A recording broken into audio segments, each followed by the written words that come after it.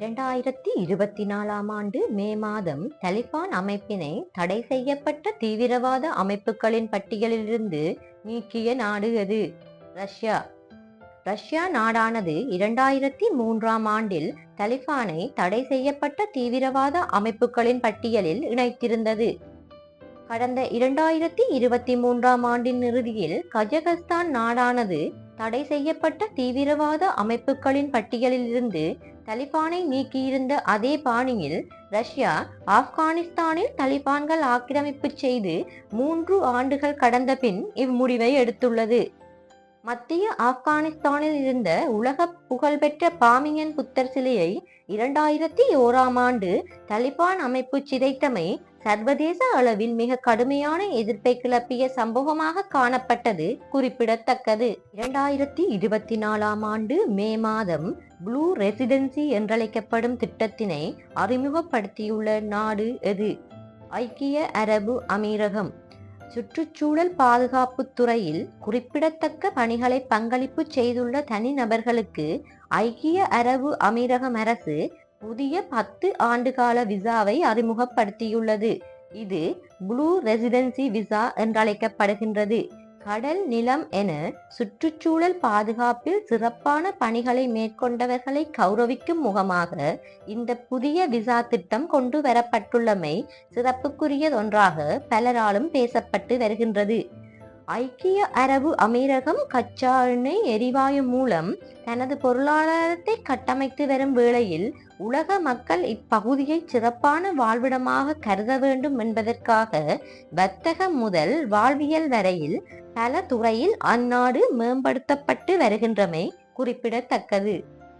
2024 ஜூலை மாதம் உலகில் முதல் ரோபோ தற்கொலை சம்பவம் எந்த நாட்டில் பதிவாகியுள்ளது? தென்கொரியா. தென்கொரியாவின் குமி நகர சபையில் அரச ஊழியராக பணியாற்றி வரும் ரோபோ ஒன்று தற்கொலை செய்து கொண்டுள்ளதாக அந்நாட்டு ஊடகங்கள் செய்தி வெளியிட்டுள்ளன. இந்த ரோபோவை கலிபோர்னியாவைச் சேர்ந்த பியர் ரோபோட்டிக்ஸ் என்ற ஸ்டார்ட் அப் நிறுவனம் உருவாக்கி இருந்தது. வழக்கமான ரோபோக்களை போல் இல்லாமல் இந்த ரோபோ அலுவலகத்தில் உள்ள எல்லா தளங்களையும் லிப்ட் மூலம் அணுகும் திறன் கொண்டது என்பது குறிப்பிடத்தக்கது. ஜப்பான், தென்கொரியா போன்ற நாடுகளில் மக்கள் தொகை குறைவு காரணத்தால் ரோபோ பயன்பாடு கணிசமாக அதிகரித்துள்ளது. மனிதர்களால் செய்ய முடியாத ஆபத்தான வேலைகளை செய்யவும் ஓய்வு இல்லாமல் தொடர்ந்து இயங்கும் என்ற காரணத்திற்காகவும் ரோபோக்கள் பயன்படுத்தப்பட்டு வருகின்றன. உலகின் முதல் ரோபோ நீதிபதியினை உருவாக்கியுள்ள நாடு சீனா ஆகும். முதல் ரோபோவிற்கு குடியுரிமை வழங்கிய நாடு சவுதி அரேபியா ஆகும்.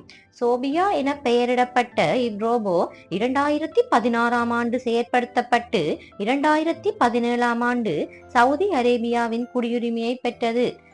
உலகில் முதல் தடவையாக சின்சியாமெங் என பெயரிடப்பட்ட செய்தி வாசிப்பாளர் ரோபோவினை உருவாக்கிய நாடு சீனா ஆகும்.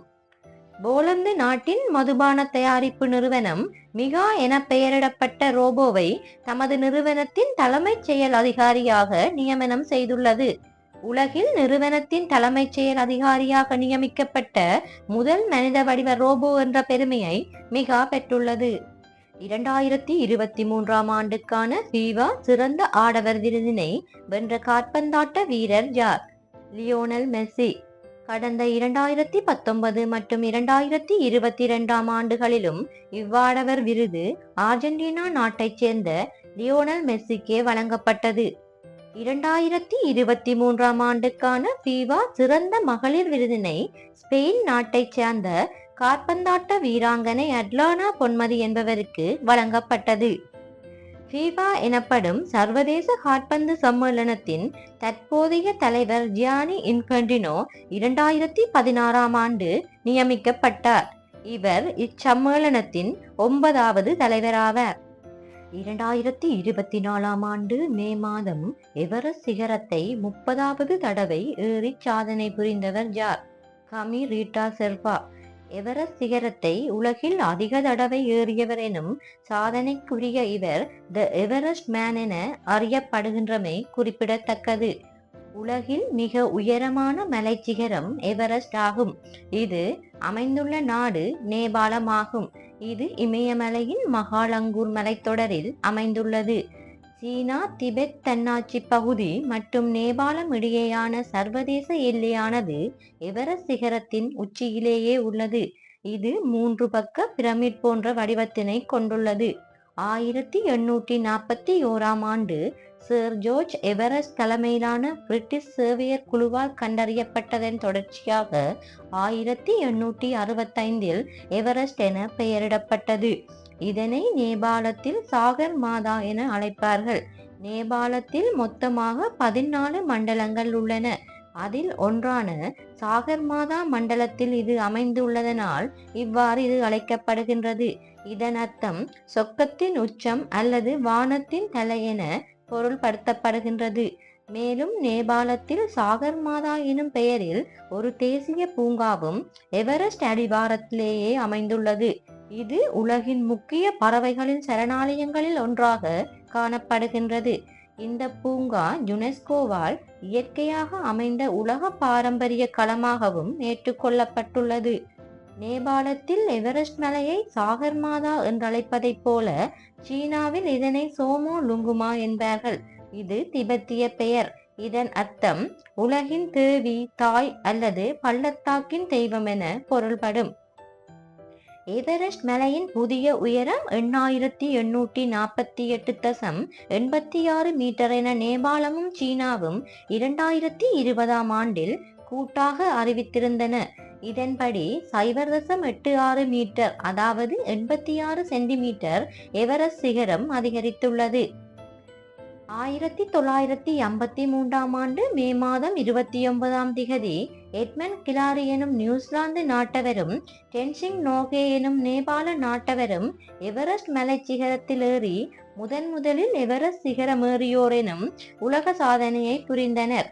இந்த சம்பவம் நில உருண்டையின் உச்சிதனை மனிதன் வென்றுவிட்டான் என உலகம் பெருமை கொண்ட ஒரு நிகழ்வாக பார்க்கப்பட்டது. மேலும் இவர்கள் நிகழ்த்திய இவ்வுலக சாதனை நாளாகிய மே 29 சர்வதேச எவரெஸ்ட் தினமாக கடைபிடிக்கப்பட்டு வருகின்றது. மேலும் டென்சிங் நோர்கேயின் மகன் ஜம்லிங் நோர்கே 1996இல் எவரெஸ்ட் மலையேறி சாதனை புரிந்தமை குறிப்பிடத்தக்கது. உலகில் எவரெஸ்ட் சிகரத்தில் ஏறிய முதல் பெண் ஜூன்கோ ரஃபாய். இவர் ஜப்பான் நாட்டைச் சேர்ந்தவர் ஆவார். எவரெஸ்ட் சிகரத்தில் ஏறிய முதலாவது இலங்கையர் மற்றும் முதலாவது இலங்கை பெண் எனும் இரட்டை சாதனையை 2016ஆம் ஆண்டு ஜெயந்தி குரு உதும்பல என்பவர் நிகழ்த்தியுள்ளார். இவரது இச்சாதனையை அங்கீகரிக்கும் வகையில் 2016ஆம் ஆண்டு தொடக்கம் 2019ஆம் ஆண்டு வரை பெண்கள் உரிமைகளுக்கான நல்லெண்ண தூதுவராக இலங்கையின் மகளிர் விவகார அமைச்சினால் இவர் நியமிக்கப்பட்டிருந்தார். மேலும் இவர் கடந்த 2023ஆம் ஆண்டில் அல்ப்ஸ் சிகரத்தில் உள்ள மிகவும் கடினமான மலையேற்றங்களில் ஒன்றான மேட்டர்கான் சிகரத்தை அடைந்த இலங்கையர் என்ற சாதனையையும் பதிவு செய்துள்ளார்.